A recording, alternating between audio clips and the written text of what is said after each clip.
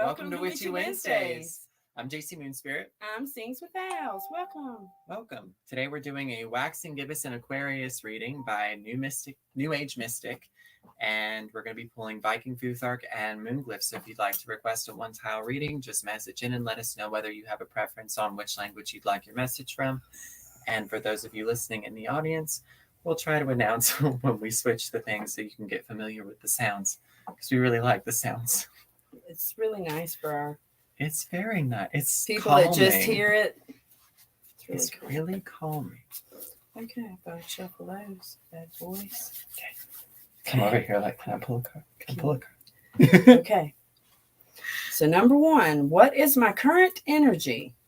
Number 2, what old way of thinking am I stuck in?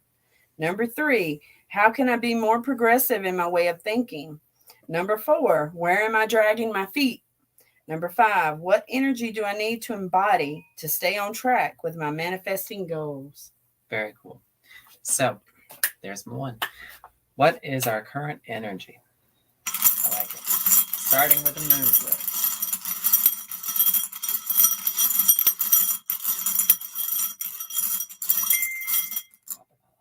Okay. This one. Oh, cool. Awesome. Oh, we left them inside. We're going to play this one by ear. Okay. What old way of thinking am I stuck in? Bathroom room. Okay. Let's see. And how can I be more progressive in my way of thinking?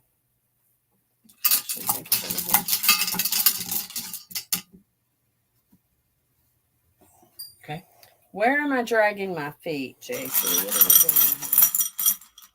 It's not that one, is it? No? Nope. This one? You're looking for Notice and Lagoose. Okay.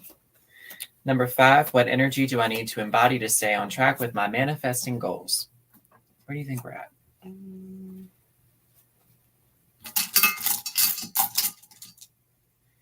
Okay. Oh, see, didn't show up. Okay. You can go ahead and start if you like.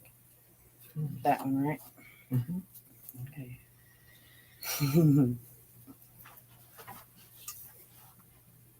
Okay, so this one is like it. Okay. So What this is would my be current a waning energy? gibbous. Okay. If I'm reading this one correctly, and I think I am, because when it's flipped around, it looks like a cup, like a little cup. Mm-hmm. When it's flipped this way, I think it's our waning gibbous. And our waning gibbous lets us know that we're kind of dumping things out. So it's kind of like when we used to sail on wooden ships back in the day, and we'd get stuck and we'd have to move really fast to get a delivery somewhere. Mm-hmm. We would dump extra cargo over the side. Anything that we didn't need, our trash, things like that, we'd dump it over the side, and it would make things Go faster. So we're still dumping baggage that we don't need to carry anymore. But I think that it's ultimately helping us to free up our flow. It's just you have to remember how to process the stuff away from you, because you don't want to choke it up. You don't want to choke the waters, because that slows everybody's flow. Right. So we just want to figure out a way to get rid of things without it damaging us, the environment that we're in, or the people around us. Or the crew. Exactly. Right. And we don't want to dump the crew. So what old way of thinking am I stuck in? And we came to a Viking room. Know this. Need, necessity, constraint, need, endurance, hardships, delays, self-reliance, survival, cause of human sorrow, and the letter N in the alphabet. So I think we're still stuck in the lesson of understanding needs. I also think that sometimes there's a lesson there of self-reliance and self-imposed issues, because some people will fight to the death to stay independent, even though asking for help is sometimes the easiest and most assured way to get the healing done properly. This is why we're just communal beings. We're meant to be in environments with other supporting characters. So when you're always trying to be a one-person show, it's not always the best show when everything is said and done. We need to walk out of some lessons, basically. So how can I be more progressive in my way of thinking? And we got another Viking ring. That's nice. There we go. Cool. We're just taking a photo for the people that are listening. We like to track the readings. It makes it a little easier for us. Okay, where are we at? We're at Lagoose. Okay, Lagoose. Water, going with the flow. Potentiality, the unknown. Water, sea, lake, flow, power of renewal, dreams, fantasies, and the letter L in the alphabet. I think this has a lot of different ways that it's trying to communicate right now. I think we can definitely be more progressive with our flow by just adapting our habits to make it so that we're not stagnating. Mm-hmm. I also think that the power of renewal sticks out a lot for me because people don't understand sometimes that there's a death, birth, rebirth cycle that happens in just about every arena of our lives. Our romantic relationships go through this, our platonic friendships go through this, our careers go through this, our children go through this. And I think that if we learn to accept the change as an opportunity to be renewed and to step into our new self fully, kind of like stepping into the you that's already achieved the desired manifestation, Mm-hmm. I think it helps it to flow faster because you get from one point to the next by just releasing the past you to always be evolving. Okay, I like that. Cool. I like that thought and theory. So number 4, Where am I dragging my feet? we got Earth. I think sometimes if you're stuck in one spot for too long, it causes you to stagnate. I don't mean that people shouldn't have ancestral homes or property or land that they go back to, but I think you have to leave your comfort zone every so often so that you can evolve and grow as a person, because otherwise, you don't refresh. It's good to get a fresh perspective, and you won't get that being in the same spot doing the same thing every single day. It's very good to be grounded, but you can only stay stable for so long. Yes. Okay, so the last one was, what energy do I need to embody to stay on track with my manifesting goals? And we got Perth, unknown, fate, destiny, unknown, pawn, magic, initiation, mystery, the divine feminine, which I think is the answer we're looking for, vagina, cup, secret matters, and the letter P. So embodying the feminine, the divine feminine, could keep us on the manifesting goals track. Yes, but I'd like to point out the divine feminine does not just mean that you're going to be all lovey-dovey and subtle and docile and sweet. Take goddesses like Freya and apply the same thing. She is divine feminine because she's a war goddess and a love goddess. Take goddesses like Sekhmet. She's a healing goddess and a destruction goddess. So you have to have balance there. So the divine feminine naturally pulls us back to balance. Instead of, what am I going to do? What am I going to do? What am I going to do? It becomes, who am I becoming? What is this making me do? Who is this turning me into? What is this going to feel like when I get to this point? So I think that women are always a little more attuned to forethought, just simply because they learned to see more than the rest of everybody else did back in the day, and they had to hold more information so they could track a cycle better. Just saying. True. We evolve differently in the sexes. It's science, not judgment.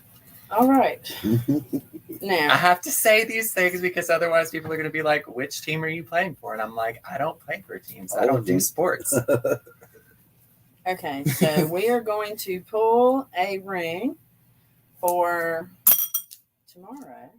Absolutely. And then we'll see if anybody wants a free one rune. Cool. And where would you like to go for our tomorrow? I think it's a moon glyph.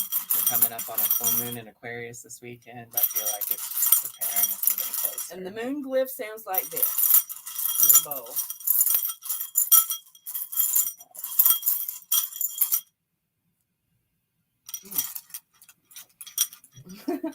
I love to hear that sound. It's very helpful. Light. We got light. Keep it light. Keep it light. You don't stress. You don't want to worry yourself with all these little minute details. Just keep it light. Things unfold as they're meant to. Everything is as it should be. The universe is for me, and so is everything else. Just keep it light, because things come to us in a more positive way when we ourselves are positive. And if we don't add any crap to the pot, we just take in all that yummy goodness. I love that. If you have any poop pots on the back of the fence, you should clean them out. You might need to repurpose that pot. Also, I think it's awareness.